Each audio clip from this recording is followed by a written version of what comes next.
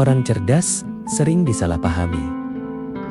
Banyak yang mengira kecerdasan itu soal nilai akademik, gelar, atau kemampuan berbicara rumit. Padahal, kenyataannya orang paling cerdas sering terlihat paling sederhana. Mereka tidak selalu paling vokal, tidak selalu paling dominan. Tapi ketika mereka berbicara, cara berpikirnya terasa berbeda. Hari ini, kita akan membedah bagaimana sebenarnya cara berpikir orang cerdas bekerja. Pertama, orang cerdas memulai dari ketidaktahuan. Hal pertama yang mencolok, orang cerdas tidak alergi dengan kalimat "saya tidak tahu". Bagi kebanyakan orang, tidak tahu dianggap kelemahan. Tapi bagi orang cerdas, tidak tahu adalah titik awal berpikir. Mereka sadar satu hal penting. Semakin banyak yang kamu pelajari, semakin kamu sadar betapa luasnya ketidaktahuanmu. Karena itu, mereka tidak malu bertanya. Tidak defensif saat dikoreksi. Tidak merasa harga dirinya runtuh saat salah. Justru, rasa ingin tahu mereka lebih besar daripada rasa ingin terlihat pintar.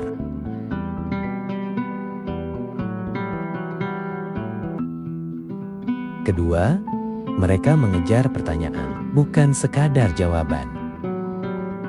Orang biasa puas dengan jawaban, orang cerdas terus menggali pertanyaan. Jika orang lain bertanya, ini benar atau salah? Orang cerdas bertanya, mengapa ini dianggap benar? Dalam konteks apa ini salah? Apa asumsi yang tersembunyi di baliknya? Mereka tahu jawaban bisa menipu, tapi pertanyaan yang tepat membuka realitas. Karena itu, mereka tidak mudah percaya satu sudut pandang, tidak menelan informasi mentah-mentah, selalu mencari mengapa di balik apa. Ketiga, mereka memisahkan fakta, opini, dan emosi. Salah satu ciri paling kuat dari cara berpikir orang cerdas adalah kemampuan memisahkan tiga hal ini. Fakta, apa yang bisa diverifikasi, opini, interpretasi, atau sudut pandang, emosi, perasaan pribadi. Kebanyakan konflik terjadi karena tiga hal ini tercampur.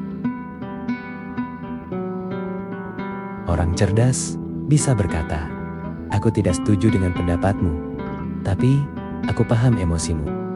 Atau, "Ini menyakitkan secara perasaan, tapi faktanya memang begitu."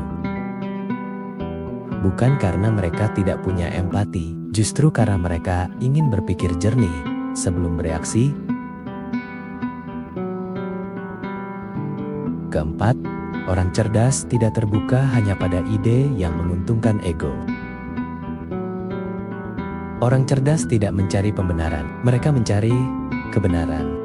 Jika sebuah ide menggugurkan pendapat lama mereka, bertentangan dengan keyakinan pribadi, membuat mereka harus mengakui kesalahan. Mereka tidak menolaknya mentah-mentah. Mereka bertanya, apakah ini masuk akal? Apakah ini didukung bukti? Ego mereka cukup kecil untuk dikalahkan fakta. Dan justru disitulah kecerdasan tumbuh. Kelima, mereka berpikir dalam sistem dan pola. Orang cerdas jarang melihat masalah secara terpisah. Mereka melihat hubungan sebab akibat. Bukan hanya apa yang terjadi, tapi mengapa ini bisa terjadi? Pola apa yang berulang? Jika satu variabel berubah, apa dampaknya? Karena itu, mereka sering lebih tenang menghadapi masalah, lebih strategis dalam mengambil keputusan, tidak panik oleh kejadian sesaat. Mereka tahu satu peristiwa jarang berdiri sendiri. Keenam, orang cerdas lambat dalam menyimpulkan, cepat dalam belajar. Mereka tidak tergesa-gesa mengambil kesimpulan. Karena mereka tahu kesimpulan yang cepat sering lahir dari pemahaman yang dangkal. Namun, saat bukti sudah cukup, mereka cepat beradaptasi. Jika realitas berubah, mereka ikut menyesuaikan cara berpikir. Karena bagi mereka, berubah pikiran bukan tanda lemah, tapi tanda belajar.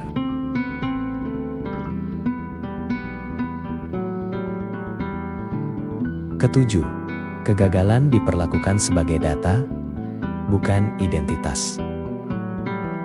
Orang cerdas tidak berkata, "Aku gagal, berarti aku bodoh."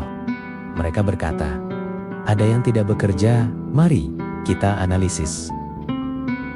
Kegagalan bagi mereka adalah informasi, umpan balik, bahan evaluasi, bukan label diri. Itulah sebabnya mereka lebih tahan jatuh, lebih cepat bangkit, lebih jarang menyalahkan keadaan.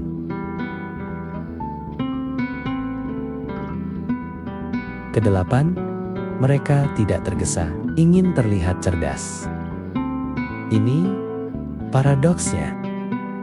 Semakin cerdas seseorang, semakin tidak butuh pengakuan.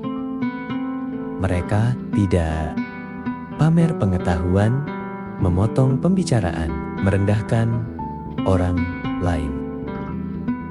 Karena fokus mereka bukan citra, melainkan pemahaman. Dan anehnya, justru dari situlah orang lain bisa merasakan kecerdasannya.